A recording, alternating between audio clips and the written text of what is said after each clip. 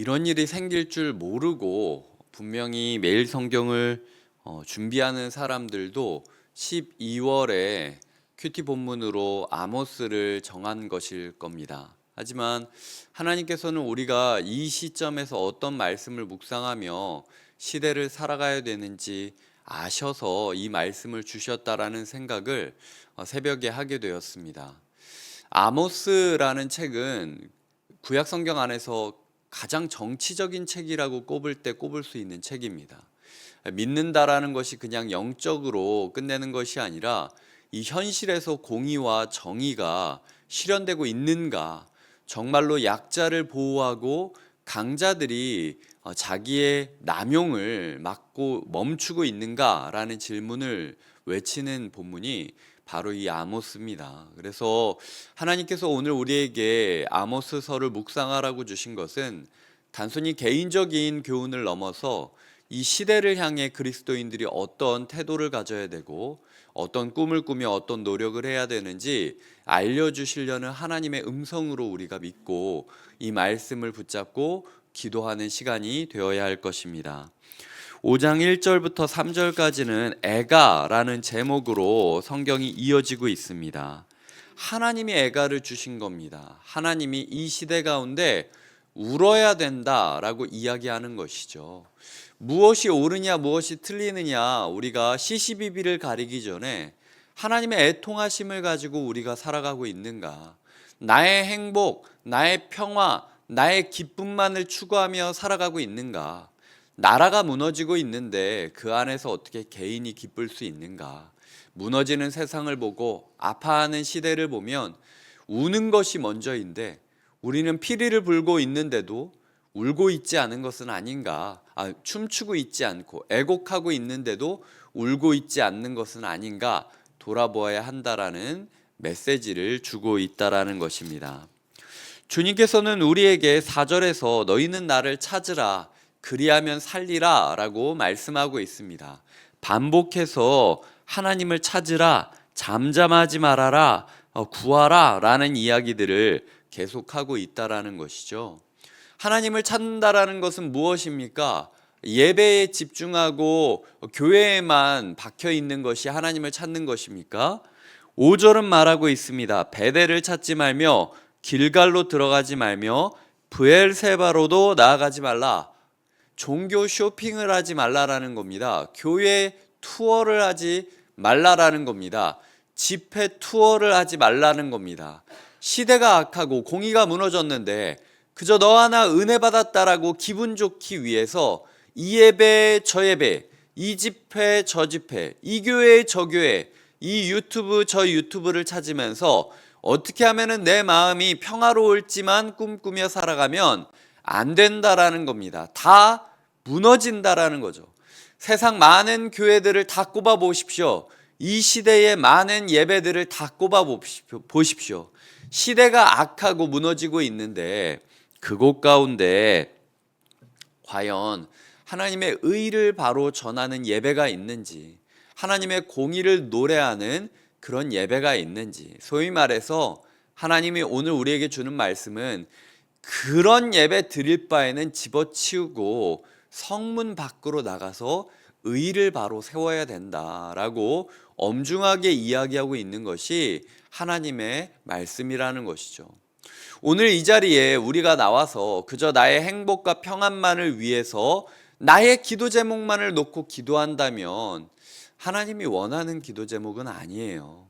이 시대가 회복돼야 나의 의로움 또한, 나의 공의 또한 회복될 수 있음을 기억하며 시대의 기준이 바로 세워지기를 놓고 기도하는 것이 오늘 하루 나의 감정이 편안하게 해달라, 오늘 하루 기도할 때 나의 마음이 찡하게 해달라, 이런 기도보다 훨씬 건강하다라는 이야기를 주시는 것이죠.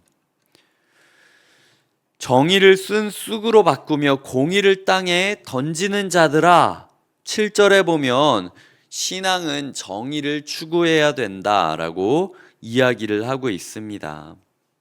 10절에 보면 무리는 성문에서 책망하는 자를 미워하며 정직히 말하는 자를 싫어한다라고 이야기하죠.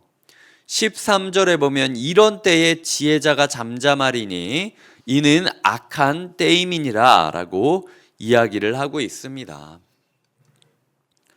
솔직히 대한민국의 목사로서 이 시국을 놓고 저도 할 말이 많고 생각도 많습니다. 그리하여 얼마나 기도를 많이 하고 얼마나 고민을 많이 하겠습니까? 하지만 적어도 오늘 말씀이 우리에게 주는 것은 시국이 악하지 않을 때는 이 목사 저 목사 다 뭐 시대가 어떻다, 뭐 사회가 어떻다, 뭐 요즘 시대 뭐 문화가 어떻다 백날 얘기 많이 하지만 사실은 진짜 악할 때에는 시대도 잠잠하게 만들고 본인도 말을 아끼게 되는 것이 악한 시대의 증거라는 거죠.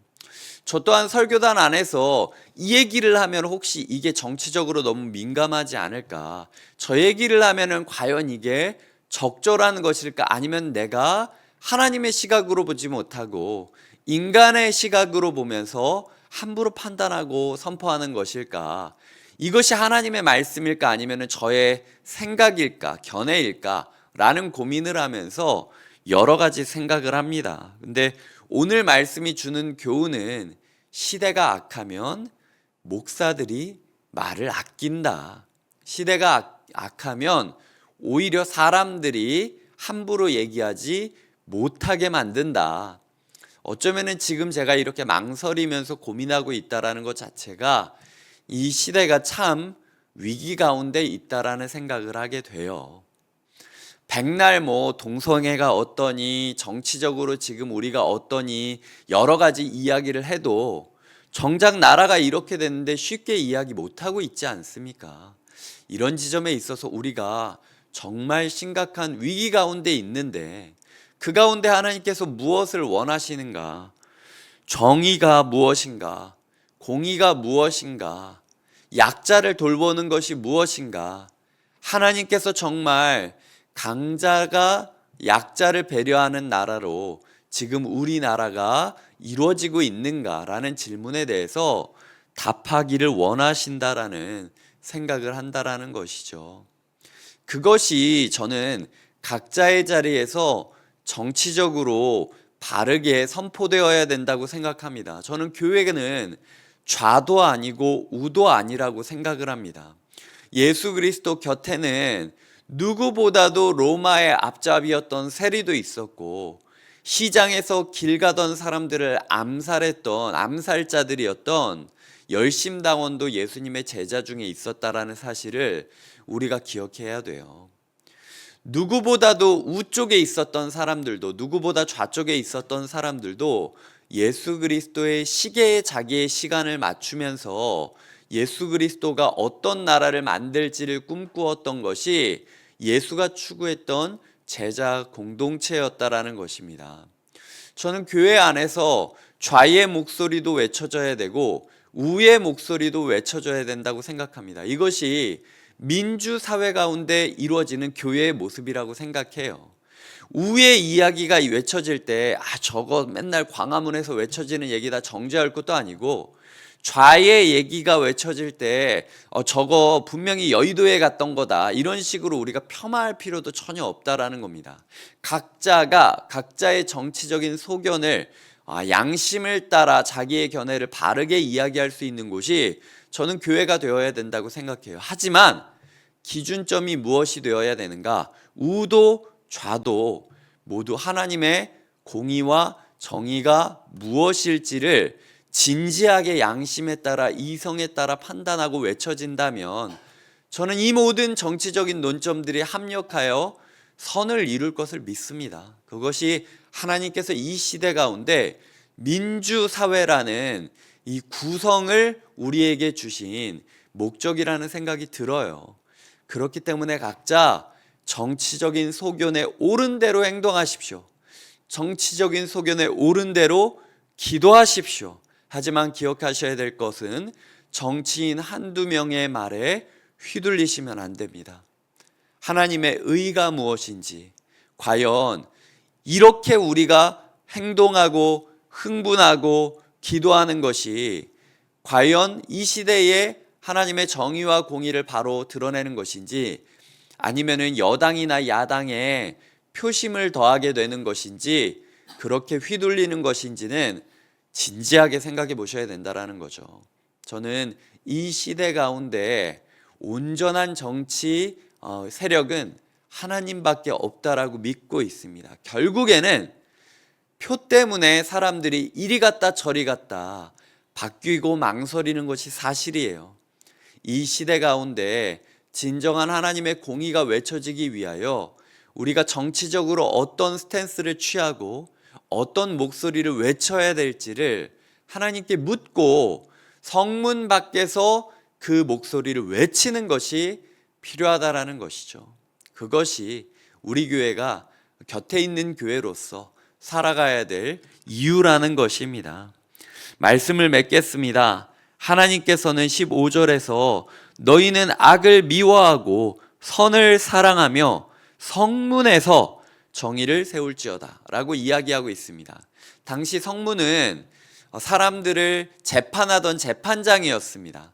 성문 앞에서 사람들이 옳은지 그른지, 이 사람이 보호를 받을 수 있을지 없을지, 성문 안으로 들어올 수 있을지 성문 밖으로 내쫓아야 되는지를 결정하는 재판장이 이 성문이라고 볼 수 있습니다. 지금 오늘처럼 성문에서 정의를 세워야 된다라고 외치는 하나님의 목소리가 정말로 현실적인 시대가 어디 있겠습니까? 지금 이 법정으로 과연 우리가 생각하고 있고 우리가 바라보고 있는 이 제목들이 넘어가야 됩니까? 넘어가야 된다면 그 성문 앞에서는 재판장 인원이 바로 구성되어 있습니까? 엄밀히 따지자면 지금 우리는 바로 이 15절 9절 앞에 서 있는 거예요. 가야 할 길이 멉니다. 아모스의 시대랑 우리의 시대랑 다르다라고 생각하면 안 됩니다. 지금 이 시대가 아모스가 일어나서 이 시대 가운데 외쳐야만 되는 시대임을 우리는 기억해야 한다라는 것이죠. 하나님, 교회 안에서만 하나님의 하나님 대접받는 것이 아니라 성문 앞에서도, 광화문에서도, 여의도에서도, 재판장에서도 하나님의 공의가 바로 인정되어지는, 하나님이 하나님으로 존중되어지는 시대가 되기를 우리가 기도하지 않으면 누가 기도하겠습니까? 우리가 노래하지 않으면 누가 노래하겠습니까? 이 시대 가운데 우리가 공의의 노래를 부르는 자로 하루를 살아가기를 꿈꾸시며 시대를 위해 붙잡고 기도하시는 하루 되시길 주님의 이름으로 부탁드립니다. 기도하시겠습니다. 하나님, 시대가 악합니다. 내 기도 제목을 외친다 할지라도 악한 시대 가운데 오히려 나의 행복이 이루어질 수 없는 듯한 그늘을 보게 됩니다. 하지만 어둠 속에서 온갖 별들을 뿌리셨고 사망의 그늘조차도 새벽 이슬로 역전시키시는 신묘막측한 하나님의 능력을 우리가 신뢰하며 나아갑니다. 이 시대 가운데 모두가 잠잠하라고 말하고 있고 목사 또한, 성도 또한, 개인 또한 잠잠해야 된다라는 억눌림 가운데 있지만 그럼에도 불구하고 이 민주사회의 그리스도인으로서 자기가 공의와 정의가 무엇인지를 하나님의 시각으로 꿈꾸고 바라보며 자기가 믿고 있는 정치적인 소견대로 이 시대 가운데 목소리를 더하며 성문을 성문답게 회복하는 시간들이 되게 하여 주시옵소서. 광화문이 광화문답게 회복되게 하여 주시고 여의도가 여의도답게 회복되게 하여 주시며 이 시대 가운데 자기의 의견들을 마음껏 외치는 좌와 우의 공정하고 겸손한 의견의 교차로 인하여 이 시대 가운데 하나님이 원하시는 정의와 평강과 희락이 마주하는 하나님 나라가 임하게 하여 주시옵소서. 이 모든 고통을 통하여 반드시 하나님께서 역사하실 것을 꿈꾸며 예수님의 이름으로 기도드립니다. 아멘.